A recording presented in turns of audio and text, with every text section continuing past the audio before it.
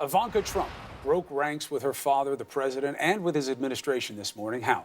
She said publicly, vehemently she was, against the policy of separating families at the border. Are her words enough? The setting for our great debate with Angele Rye and Jason Miller. Angela, is it enough? It absolutely is not enough, Chris. To your point before we went to break, Ivanka has a formal, official role in the president's White House. She has an obligation to not only tell her father the truth, but also her boss, the man who's serving as commander-in-chief. Because you had a few sleepless nights, because it troubled your spirit and your heart, and you did not take the necessary actions to stop him in his tracks, to reverse course on policy, to tell them how damaging this is going to be, not only for, Americans everywhere, all over the world who are looked upon crazy at this point, but also for the kids who frankly have been traumatized by this. So I would tell Ivanka, if, you talked about she has her father's ear, let's say that on this particular issue she doesn't. Well, she now has an obligation to solve for what's happened, and she can do that very simply, Chris. There are two entities that are raising funds, and I would tell this to the viewers as well, Flights to Reunite and Kids in Need of Defense. They can go and donate money to ensure that no other family member is deported without their children. At this point, up to 463 adults have been deported without their children, and that's a shame. All right, Jason, the other side. Yeah, and Chris, I got to give Ivanka credit this morning. I was at the event with her. I was sitting about 20 feet away, and it was a workforce event where she was talking about all the great things the administration's doing for the economy and for training workers for the future. In fact, Mike Allen with Axios, who is the organizer of the event, said she was the biggest draw they've ever had, even bigger than Bill Gates, bigger than Michelle Obama. So it was a really good job. And for about 29 minutes of the event, they were talking about the economy. And then the final question came around to the high point and low point, and Mike offered up the low point, and Ivanka weighed in on the immigration front. And after she talked about families being separated at the border, which along with, I believe the number is like 88% of people in the United States, she said she wants to see families kept together, which I believe they should be kept together until if they're trying to come into the country illegally, until they're processed and then deported and sent back to the country that they're trying to come from if they don't try to come in through the proper channels. And then she gave what I thought was a very strong answer for Ivanka, a much stronger answer than I would have thought, saying that it's wrong that so many of these kids are being brought in through coyotes and traffickers. Yeah, let's play things like that. Here's what Ivanka said that Jason says was a good answer. Here it is. You're going to play the full answer? Okay. Yeah, the part you like. We are a country of laws. We have to be very careful about incentivizing behavior that puts children at risk of being trafficked, at risk of entering this country with coyotes or making an incredibly dangerous journey alone. Now, Jason, here's my problem with this soundbite.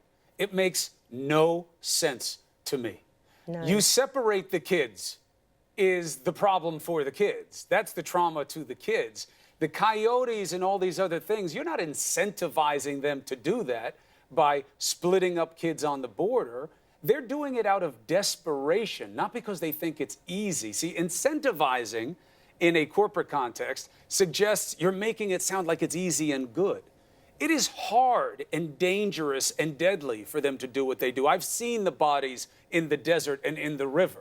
They die doing this, and they're well aware of it. What is she talking about? Who's incentivizing what?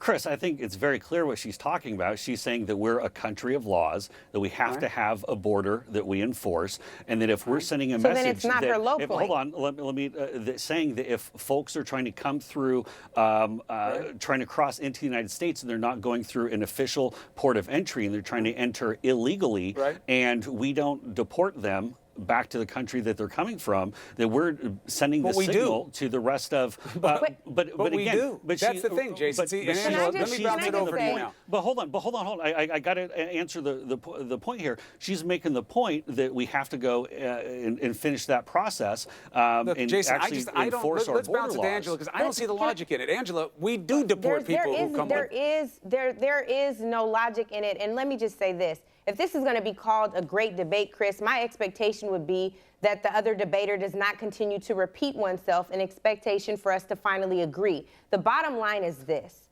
This is not right.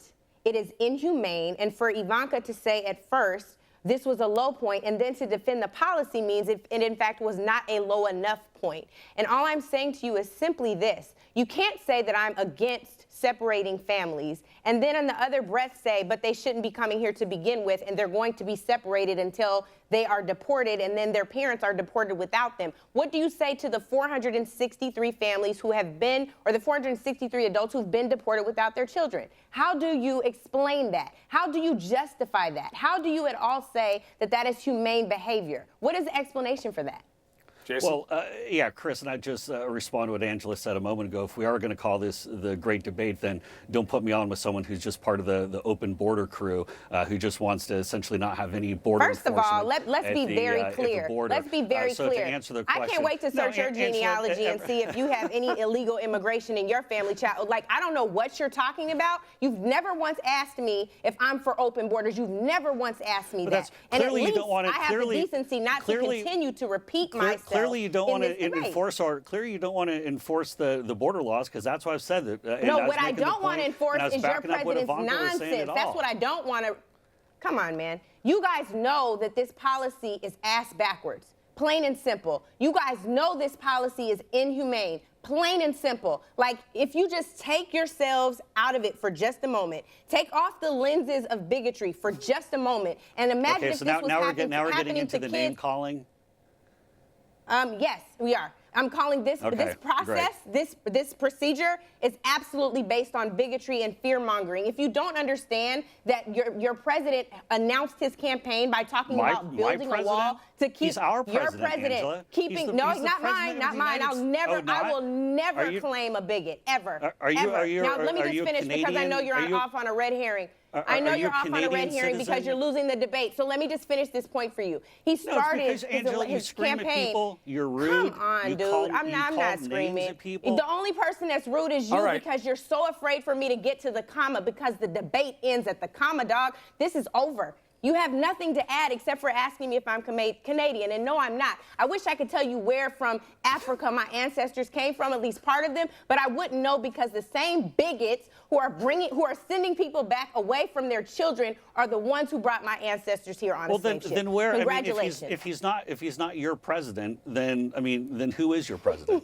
You want to stay on that point because it has nothing to do with child separation. We both know what Angela's point is. She says she doesn't accept Trump's politics, but obviously he's the president of the United States.